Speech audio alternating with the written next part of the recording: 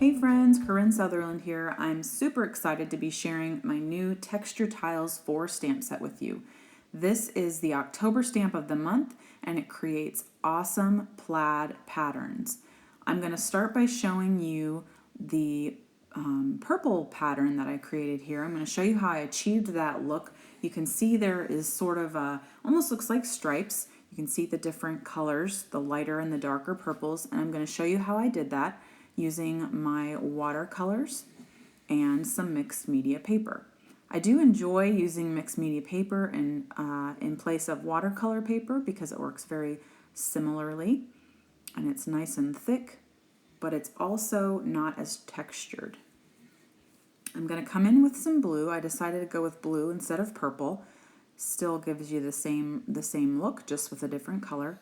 And I'm going to add a little protector there underneath. I should have started with that and realized it as I started there. So now I'm coming in with the blue stripes, the darker blue stripes. And because my page is so wet, because I started with so much water, you can see that the watercolors are wanting to kind of pool on the left side there. And so I'm going to dab some of that up before I dry my paper, just because I don't really want there to be like a dark line along the side. So I'm going to heat that up to get it to dry. Once it's dry, I'm just going to clean up my space a little bit so I don't get ink everywhere, and I'm going to come in and add a few more darker stripes to my background. The watercolors I'm using for this background are the Jane Davenport Brights palette. Once I add these stripes, I'm going to come in with a little bit more water just to blend them out a little bit.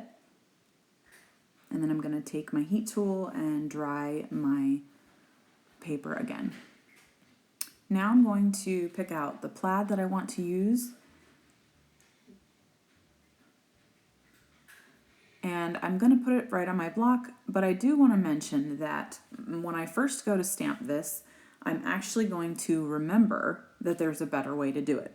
So I'm going to show you how I stamp it, but then I'm going to flip the paper around and show you that it's actually easier to line these seamless stamps up if you have the stamp close to you and you're stamping away instead of stamping towards yourself.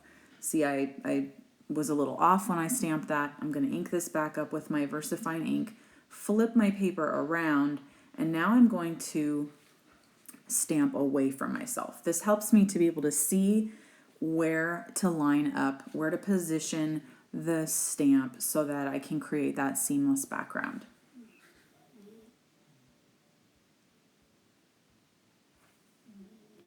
As I continue to stamp this pattern, you can kind of see where there's some areas that the impression was not quite perfect. And that can happen sometimes with a larger stamp, with a background stamp.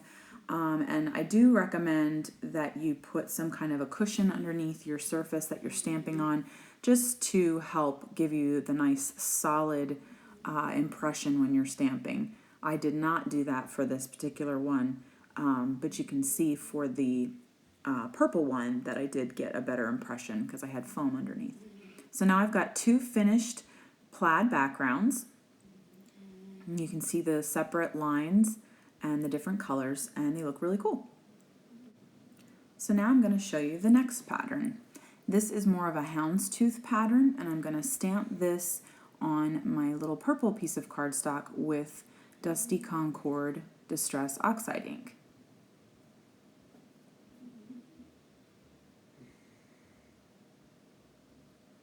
Distress Oxide inks, the pads themselves are often not completely flat, so you do have to be careful when you're inking up a stamp like this to make sure that you get a really good amount of coverage to just kind of ink it up all over the whole stamp.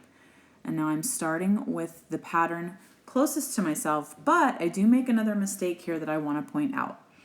I did not pay attention to the direction that my stamp was going.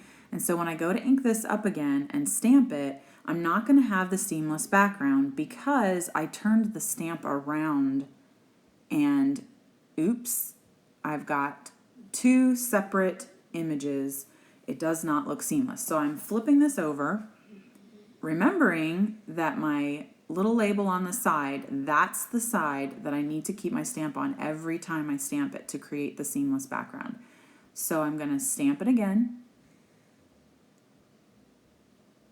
And my little initials are on the left side, which I keep pointing out.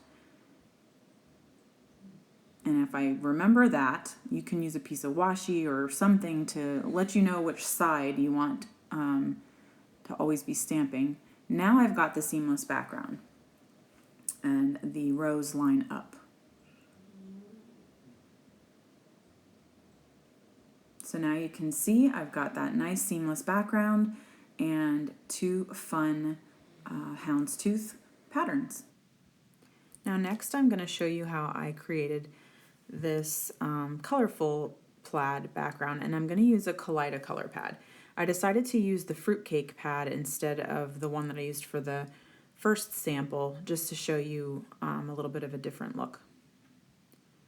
So I have my my plaid background. Now this seamless background doesn't really matter which side you stamp it on. This one was set up so that it's the same all the way around all the edges. So there's the same amount of space, meaning you can just pretty much stamp it. It doesn't really matter which side you stamp it on to complete it. Now, for the sake of time, I sped that up a little bit because it's pretty self-explanatory. You can see how I created just really simply with that one stamp and that cool Kaleidocolor pad, how I got that. Now I'm going to show you this fun buffalo plaid, and this again is a really simple one. I'm just going to use my Versfine ink, and I'm just going to stamp the plaid on my red cardstock. You could do this on any color cardstock and get a really cool, with the black ink especially, and get this really cool buffalo plaid.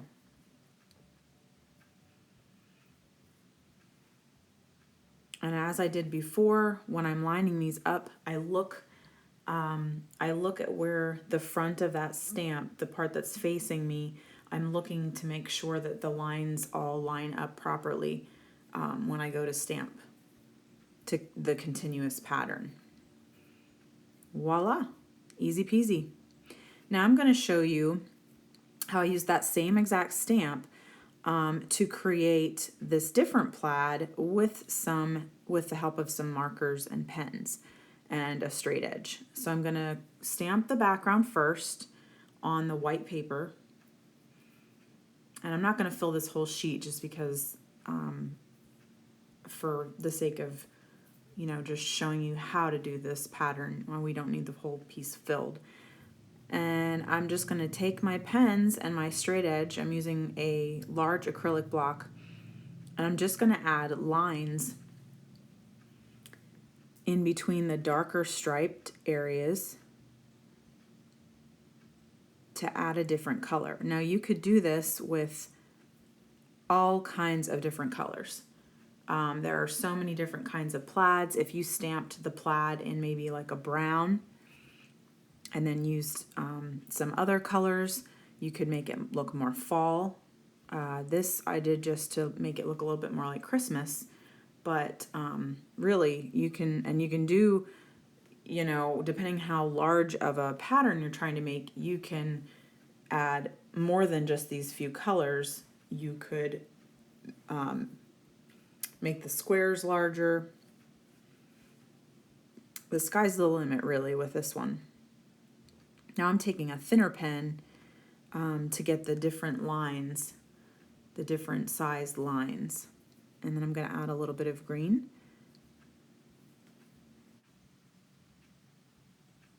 So these green lines, I could have really done two different line thicknesses with my fine liner pen there, but just for the sake of moving forward quickly, I just kept going with the same pen.